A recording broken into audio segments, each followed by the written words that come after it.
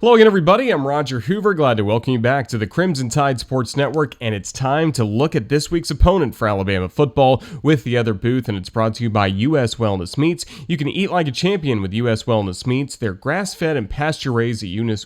Wellness Meats. Their animals eat right, so you can too. Visit them at uswellnessmeats.com and save 15% by using the promo code Bama.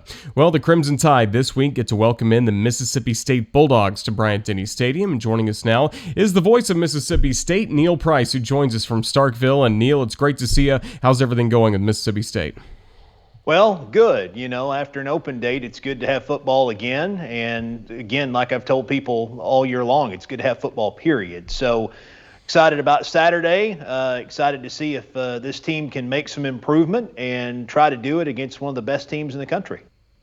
Well, week one, it was Mississippi State really grabbing all of the headlines in the SEC for their victory against LSU. But since the LSU game, what's really happened for this football team?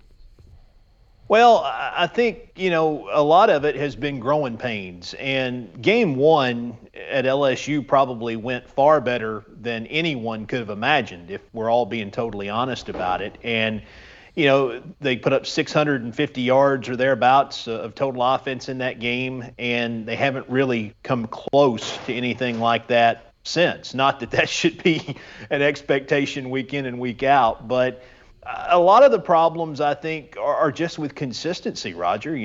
They're having a hard time being consistent in everything that they need to do with regard to the details on offense. And a lot of people look at that first game, and KJ Costello put up massive numbers in the passing game.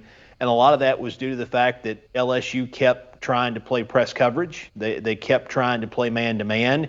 And he was able to make them pay for it by throwing the deep ball. And then Arkansas starts playing a lot of zone, and you see, 3 down linemen dropping 8 in coverage, and you don't have offensive linemen that are holding blocks long enough to give the quarterback time, or you don't have wide receivers at every position that are running their routes the way they need to run them to set up the one that ultimately is going to get the football. So all those things have to work in concert, and for whatever reason, over the course of the last 3-4 weeks, they just haven't. And that's been the point of emphasis in the open date, and we'll get to see again against a very good Alabama defense if they're going to be able to do anything, any of those things better. For fans who maybe haven't watched Mississippi State so far this year, what makes the air raid offense unique, and then how is that kind of translating to some of the personnel on this roster? Well, I think it's unique. It's unique to State people because State's just not been a team that's thrown it a whole lot, so that part of it in itself is unique to people here.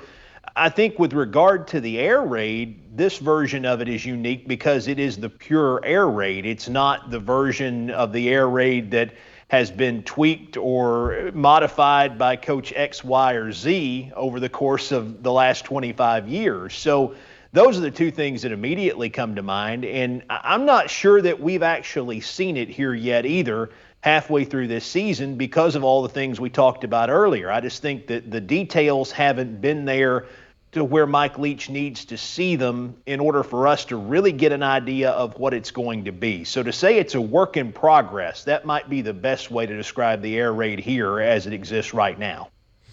And I'm sure a lot with that is with the quarterback situation. Just where does it stand right now between KJ Costello and Will Rogers getting ready for Alabama?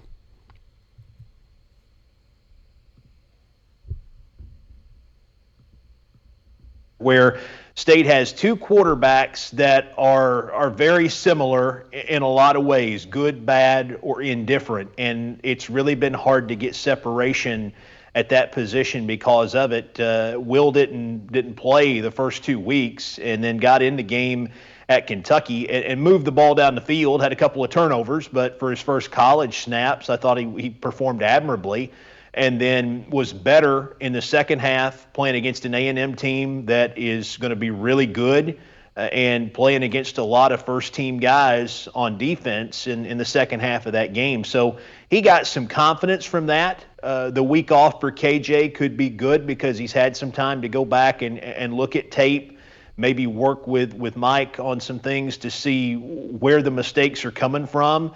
what he can do to be more efficient in getting rid of the ball. So I wouldn't be shocked if you don't see both of them on Saturday. That's just my gut, because I really don't think they've settled on one or the other. I think they'd love to settle on one, but I just don't think they're in a position where they can right now. If you could give me a strength of this Mississippi State team on offense and on defense, what would it be? Well, on defense, I think the strength is that defensive front. I think Crumedy and Kobe Jones and Marquise Spencer have played very well. Nathan Pickering has kind of been that fourth guy that stands out to you, but he's the guy who's got the most experience behind those three because he played a lot a year ago, and we're seeing Odom and we're seeing Jack come along at those backup defensive end spots. Errol Thompson clearly is a strength because he's a guy who's played a ton of football in the SEC. I'd be shocked if there's another linebacker that's played as many games as he's played, or that by the way, for you folks who don't know, this is the cheater that's popping out of my ear here. Here's a guy that has played a lot of football, and obviously when you watch him, he looks like a leader out there. Those are the people that stand out. They're playing a lot of young guys at the back of that defense, freshmen and sophomores who are getting trial by fire, and they've handled themselves well, I think, through the first four games. I mean, if you would have said coming into the year that Mississippi State's defense through its first four games would be among the best in the SEC in total defense, I don't know that anybody would have bought that, but that's where they are. And everyone's kind of cautiously optimistic because when you ask the staff about, in particular, how well they played against the run, they'll be quick to tell you, well, there are a lot of good offenses coming up in the second half of the year that they're going to have to contend with, including the one they're going to see on Saturday, best in the league and one of the best in the country. So we'll see. On offense, it's hard to say what the strength is right now just because they're so inconsistent. I think coming into the year, everyone would have looked at the returning personnel and they would have said that offensive line is going to be pretty good because Todd McShay, I think, had 4 of the 5 guys in that starting offensive line, and Scott Lashley, who isn't going to be able to play a snap here this year, who was at Alabama. Those guys were top 10 at their position in the preseason on Todd McShay's draft board. And you're thinking, okay, they got some talent here. But in the guys that they brought back, they were guys who were used to man blocking. They're not used to the zone blocking. They weren't playing these wide splits that they're being asked to play now. And again, I think there's a real learning curve there, and we're kind of seeing that in the struggles that they've had to protect and keep the quarterback upright, certainly in these last 3 games. So I don't know that I could tell you what the strength is right now. Hopefully it emerges in the second half of the year, but I just think there are too many questions and too much inconsistency right now to say that they're hanging their hat on one thing on the offensive side. A lot of fans in the SEC have been hoping for the last several years that Mike Leach would get an opportunity to be in this conference, and he winds up at Mississippi State. Just what can you tell us about the kind of fit he has been so far in Starkville? Well, he fits in with the culture and the people here very well. And what I love about him is that what you see is what you get in a lot of ways. There's not an external persona that exists in public that is very different when he's behind closed doors. He is the same person pretty much all the time. And I think that's very refreshing.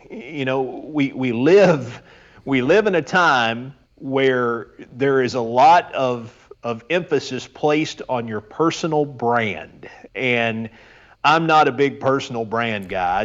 I am who I am. And I think Mike Leach is that guy. But in being that way, he has built this massive brand because everybody wants to know what he's going to say. And what I would tell you in dealing with him is that the conversations have been very direct. They've been very honest.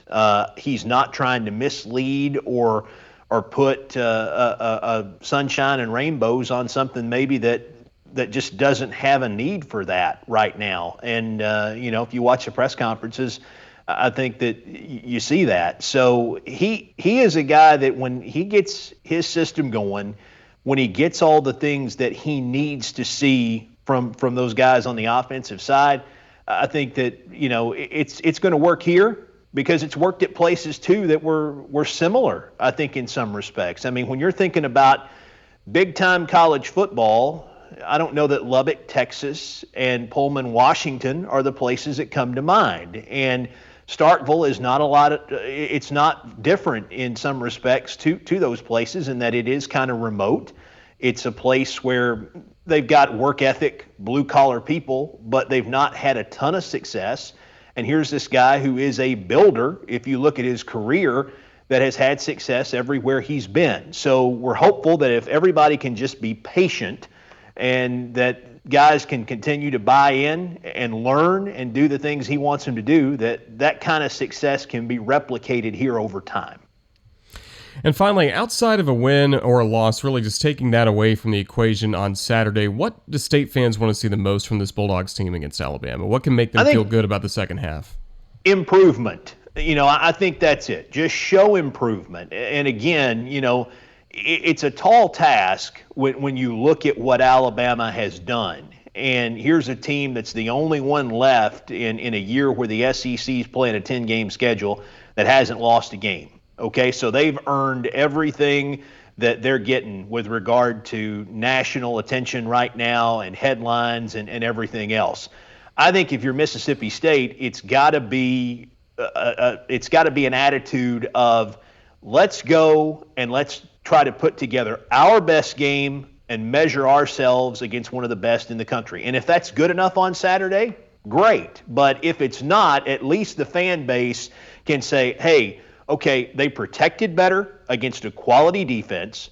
They moved the ball up and down the field against a quality defense. And for State's defense to have been kind of the headline grabber for it so far this year, if it can compete against an offense that has put up more yards than anybody else in the SEC on average every game, then people can say, hey, okay, we're not seeing a fluke here. We're seeing guys that are going out and they're competing, and if they can do that on Saturday, they will have done it against one of the best in the country. So I think it's that simple. It's, hey, are you being competitive? Are you showing improvement?